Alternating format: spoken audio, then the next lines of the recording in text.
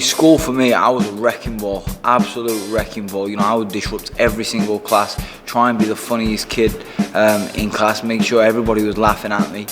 But when I think back, you know, they probably wasn't, you know, laughing with me. They was laughing at me. You know, I was the one that was taking the brunt of all the, you know, the trouble, getting stood out, missing out on education. I never really valued my education back then. And, you know, if I could have my time again, I'd certainly knuckle down, because, you know, who's to say the boxing was gonna work out? You know, what if I'd have got injured in my first ever fight as a pro? What would I have done? If the plan A doesn't work out, you know, the football, every kid wants to be a Premiership footballer these days, or, you know, a rugby player or a boxer maybe. If that don't work out, they've got their education to fall back on.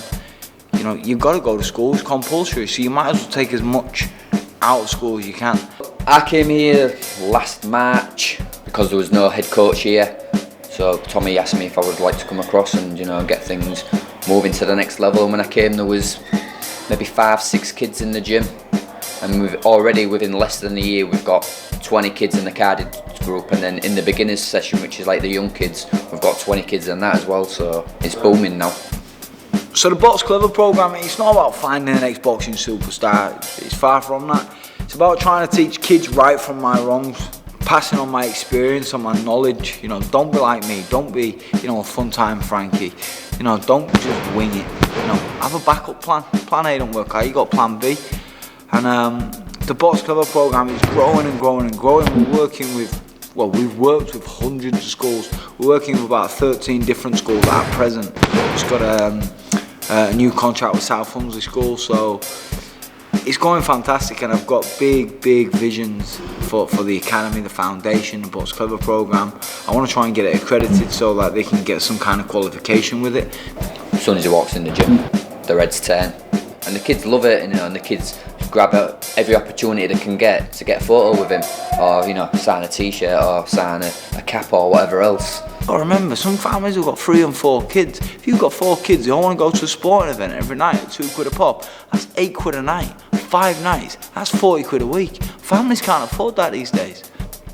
With my gym being free to every kid under 17, it stops all the barriers and allows, you know, raw talents to walk through the door and crack on. We always say it's not a team sport. It's an individual sport, and there's only you who can do it in the ring. But when we're actually training as an academy, you know, we're a team and we're here to help each other, and everybody learns off each other, and that's basically why I think we're so close, because everybody's got a good bond, and we mix it about, so you'll get the less experienced kids learning off the more experienced kids. And that's what the academy is about, teaching people, you know, to put in hard work, make sacrifices and persevere, you know, when times get tough. We've got 2 cracking young kids, Corey and Corbin. These kids can fight, and they're very disciplined. They're there every single night, always trying to be better. And like, you see them before the session, like taking each other on the pads, and then the coaches tell them off and say, put those pads away. You know, they're just eager, keen to learn, love the game. They'll walk in, the parents will say, oh, he's a bit of a jack the lad at home and at school, you know, messing about. And then within 3 to 6 months, you see a change, and then the parent will start saying, you know, he's actually changing at home. You know, he's behaving himself, his school reports are better. And that's just the discipline through boxing and the focus. Confidence, self-belief, his behaviour's improved a lot. He got a bit of a jack the lad reputation, and now he's got a focus in life. He looks well to his boxing, and keeps him occupied, keeps him off the streets. Molly Deef, wow, powerhouse, can fight, being selected for England training, you know, boxed over in Ireland, a real, you know, one for the future. Boxing for girls is on the up, and this girl is leading the pack in Hull. She's boxing under the Tommy Coyle banner. Neil Hudgell was seen to be a successful businessman in the area. This was like, I'm talking 7-8 years ago, and I got in touch with him via a friend.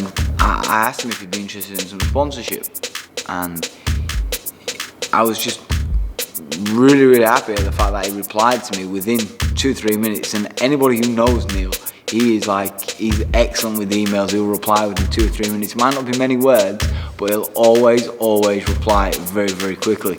And he said, yes lad, meet you at Holiday Inn such and such a day at such and such a time. And I met him, and I'm expecting this guy, in a sharp suit, briefcase, looking the part, looking like, a successful businessman would.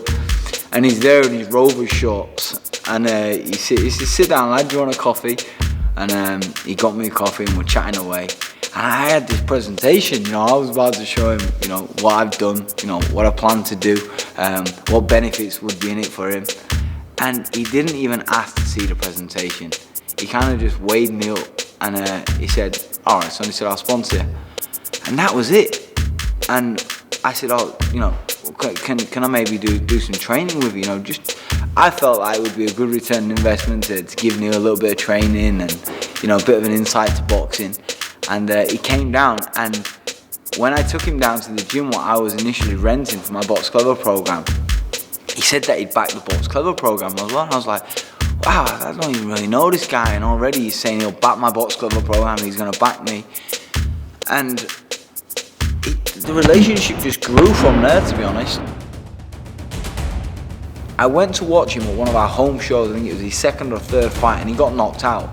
Now, I've been knocked out many times. You get hit on the chin, the right timing, the right speed, the right power, it's good night. I've been there. And he got knocked out, and he was devastated, bless me, he was crying. I come out of the ring, and I went, oi, stop crying. And he stopped crying, and I said, I don't care if you win, lose or draw, get knocked out, I'm not bothered. I said, it isn't about that.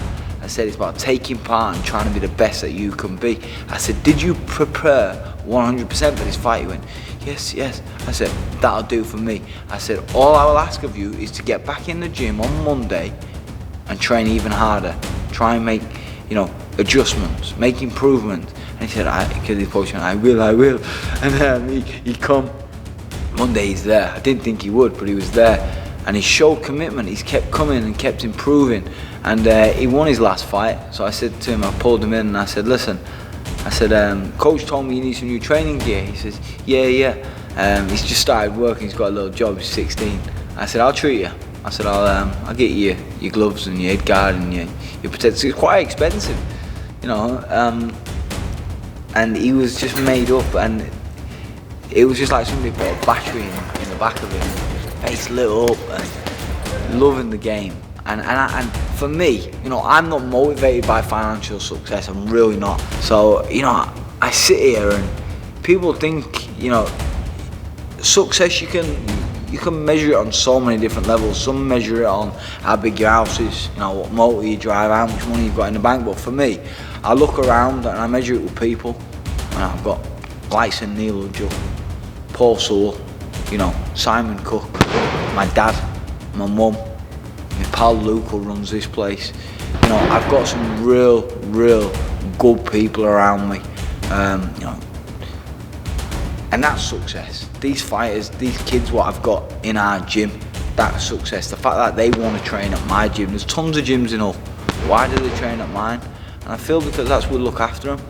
But we can only look after them because others look after us. And that's why I believe if you're fortunate enough to get to the top, send the elevator back down.